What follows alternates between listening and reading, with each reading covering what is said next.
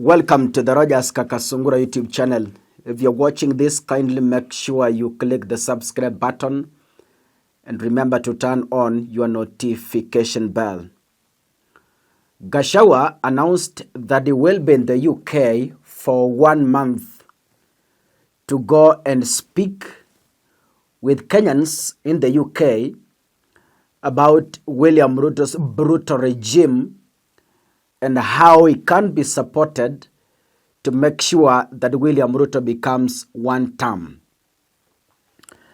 But again, in an interview yesterday night, Kenyan time, Gashawa announced that he's jetting back to Kenya.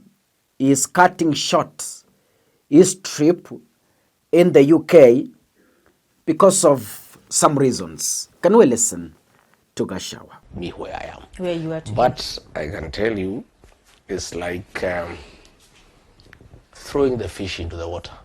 Mm-hmm. By kicking me out, I got in the best environment now. I'm able to speak up and speak for the people of Kenya without talking to anybody, without asking anybody for permission. When I was in government, I was a little bit civil.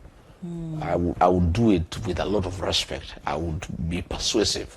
I would approach the president with a lot of humility and plead with him and persuade him. And I was talking to a stone. Yes. I don't have to do that anymore. When things are not going right, I simply see this is wrong. You speak up. When he is lost, I say, you are lost. Stop it. I am a happier man, by the way. Okay. I am a very happy person. And I am in my best environment because I'm able to speak up for the people of Kenya. I'm able to stand out and speak for them. And I am very grateful that God has given me that opportunity to speak for the people of Kenya.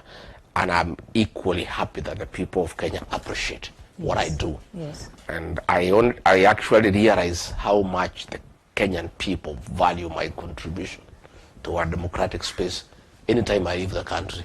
There's too much pressure for me to go back, for me to speak up. It's only when I appreciate. You know, sometimes when you are in the country doing what you know best, don't see it. You think it's just a normal way of life. Until when I'm out of the country, I went to the US for 6 weeks, and Kenyans were saying, no, Rigiji must come back. He must speak. He must tell us what is happening. Even when I was coming here, I had planned to come here for a month.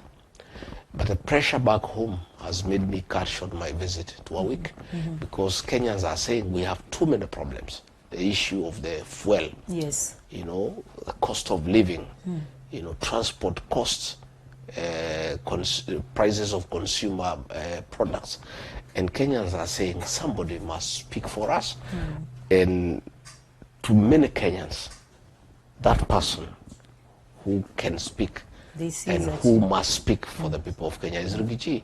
And they are saying, Rigiji, we know you wanted to go and sell your party and market your party in the United Kingdom, meet the diaspora people, meet Kenyans, interact with them, get to know what they are doing, work with them on how to partner in the new administration. We appreciate that. Yes. But we need to do more at home. Yes. We are in trouble. Yes. You know, we have no food. Our children cannot go to school. SHA is not working. Yes. The country is almost grinding to a halt.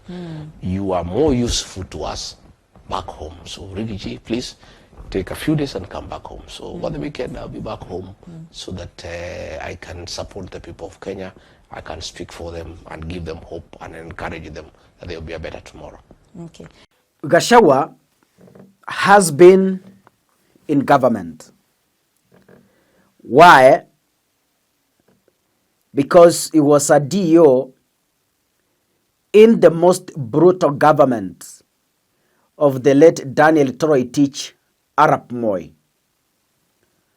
Gashawa is a police officer.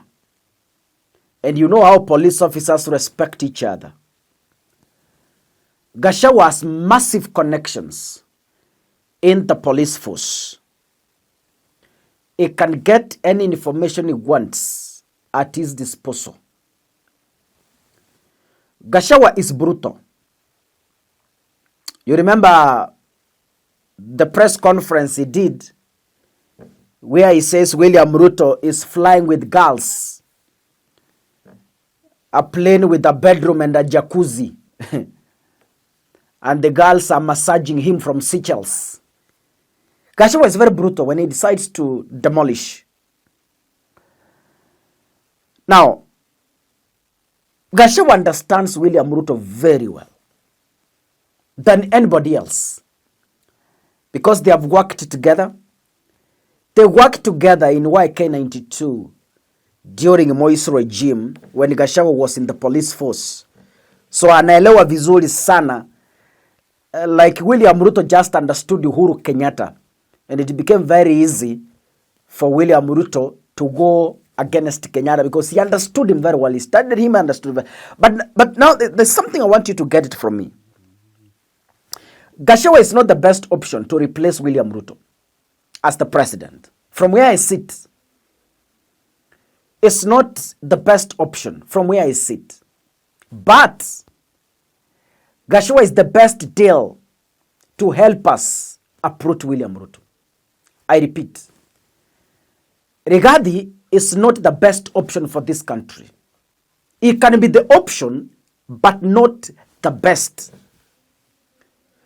Based on how he worked when he was a deputy president. You know, you can look somebody, if this person is given power, how can this person behave and act? So, unless it changes, I don't know. But then, Gashawa stands the best deal, the best chance, away from other principles, to help us send William Ruto home. Why? Gashawa is brutal, fearless, and has facts to deal with the rogue regime. He has facts at his fingertips. So he has said, because I have seen Kenyans suffering, high cost of living, high cost of fuel, high cost of transportation, I am cutting short my UK trip to come back to Kenya and help my people from the jaws of the rogue regime that is sinking our economy. And you saw that Kenya has dropped from number 6 globally to number 7. That's in Africa, yeah? Kenya dropped from number 6 to number 7. I saw William Ruto bragging, oh, Kenya is number 6 in the entire Africa in terms of economy. Now, the same Kenya has now dropped to number 7 from 6. That means our economy keeps on shrinking. Our economy keeps on going down. I don't know what will happen when we will be in next year. But then, we need to support Gashawa not because we want him to be the president. We need to support him because he stands a chance to uproot William Ruto and take him home. God bless you. See you in the next episode. Asanteni sana.